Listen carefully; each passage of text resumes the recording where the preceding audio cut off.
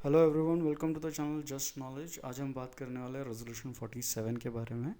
Resolution 47 के बारे में हम बात करें उससे पहले हमारे लिए 1947 के वॉर के बारे में जानना ज़रूरी है और यूएनएससी क्या है ये समझना ज़रूरी है।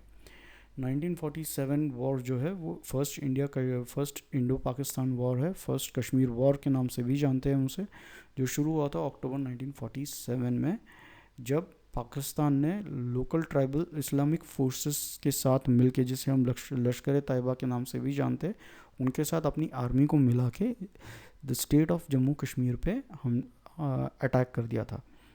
जिसके बाद में स्टेट ऑफ जम्मू कश्मीर के जो राजा थे वो मजबूर हो गए इंडिया के पास आने के लिए। इंडिया में आके उन्होंने ट्रीटी ऑफ एसेशन साइन किया ताकि उन्हें इंडियन एड मिल सके।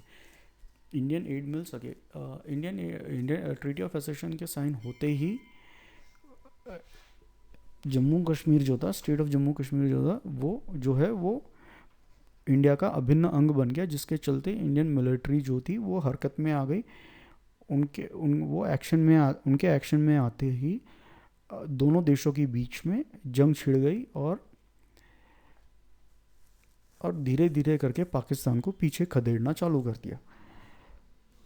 22 अप्रैल 1948 में जो हमारे प्राइम मिनिस्टर थे वो चले गए यूएनएससी में, जहाँ पे जाने के बाद में रेजोल्यूशन 47 जो था वो पास हो गया। उसके बारे में हम बाद में बात करेंगे। सबसे पहले हम जान लेते हैं यूएनएससी क्या है।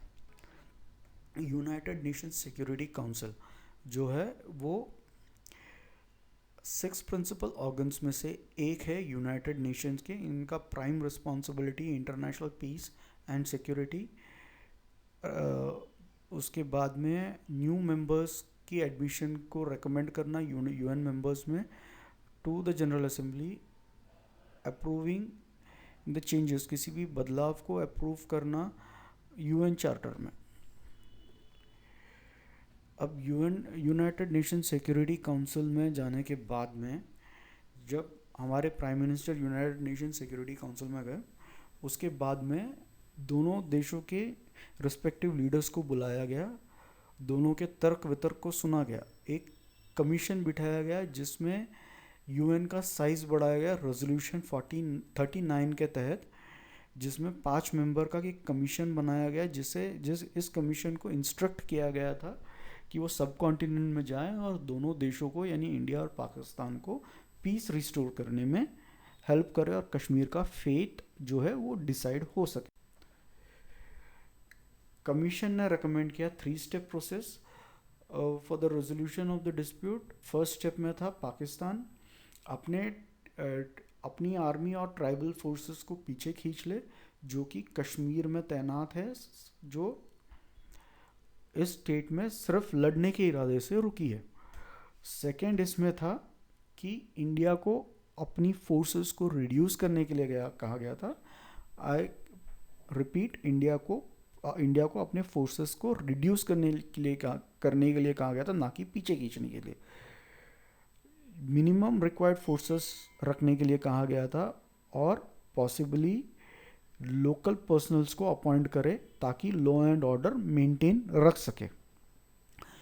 पॉइंट नंबर 3 में था, इंडिया को बोला गया था कि लोकल पॉलिटिकल पार्टीज जो थे स्टेट गवर्नमेंट के, जो स्टेट गवर्नमेंट लेवल पे थे, उनको बुलाया जाए, उनको इनवाइट किया जाए, एक कैबिनेट बिठाया जाए, एक एडमिनिस्ट्रेटर को अपॉइंट करे जो कि नॉमिनेटेड होगा यूएन के तरफ से। उसका प्राइम रिस्पॉन्सिबिलिटी होगा दोनों देशों के साथ डील करे और एक इम्पार्शल प्लेबिसिट कंडक्ट करे। इसके बाद में, इसके साथ साथ इसी पॉइंट नंबर 3 में ये भी बोला गया था जो पॉलिटिकल प्रिजनर्स थे, जो रेफ्यूजी और पॉलिटिकल प्रिजनर्स थे, उनको रिलीज़ करने के लिए बोला गया था और एक पॉलिटिकल फ्रीडम जो है वो री एस्टेब्लिश करने के लिए बोल दिया। रेजोल्यूशन जो था वर्ड बाय वर्ड अडॉप्ट किया गया था, मगर कोई वोटिंग हो नहीं पाई दोनों साइड में, यानी इंडिया एंड पाकिस्तान दोनों ने ऑब्जेक्शंस रेज किया था रेजोल्यूशन को लेकर, इवन दो वो लोग यूएन का जो मीडिएशन थे उसको वेलकम कर रहे थे।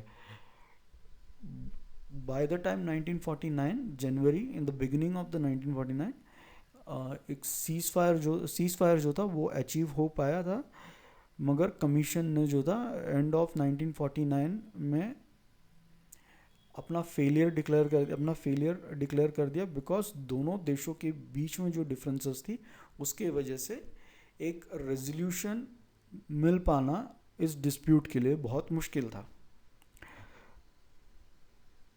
Thanks for watching, like share and subscribe and do support the channel.